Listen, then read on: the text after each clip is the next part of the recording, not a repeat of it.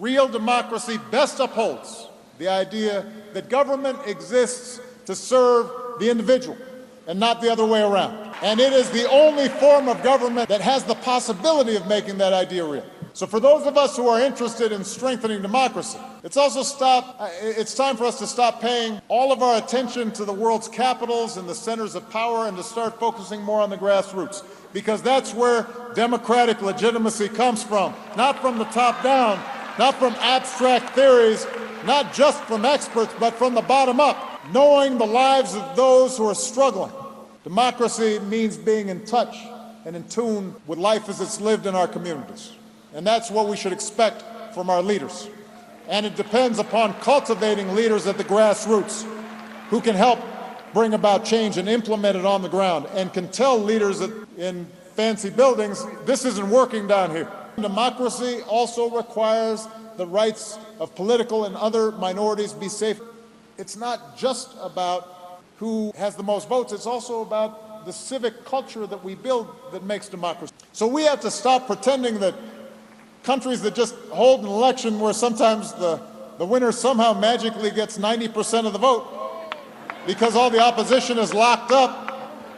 Democracy depends on strong institutions, and it's about minority rights and checks and balances and freedom of speech and freedom of expression and a free press and the right to protest and petition the government and an independent judiciary and everybody having to follow the law. And yes, democracy can be messy, and it can be slow, and it can be frustrating. I know, I promise. Most of us prefer to surround ourselves with opinions that validate what we already believe. You notice the people who you think are smart are the people who agree with you. But democracy demands that we're able also to get inside the reality of people who are different than us, so we can understand their point of view. Maybe we can change their minds, but maybe they'll change ours. And you can't do this if you just out of hand disregard what your opponents have to say from the start. And you can't do it if you insist that those who aren't like you, because somehow there's no way they can understand what I'm feeling, that somehow they lack standing to speak on certain matters. And we can enforce the law while respecting the essential humanity of those who are striving for a better life. For a mother with a child in her arms, we can recognize that could be somebody in our family. That could be my child.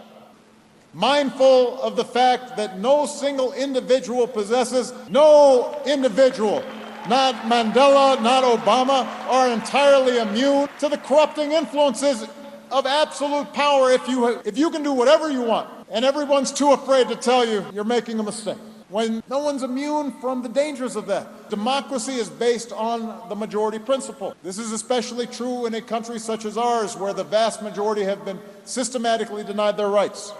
And to make democracy work, we also have to keep teaching our children and ourselves, and this is really hard, to engage with people not only who look different, but who hold different views.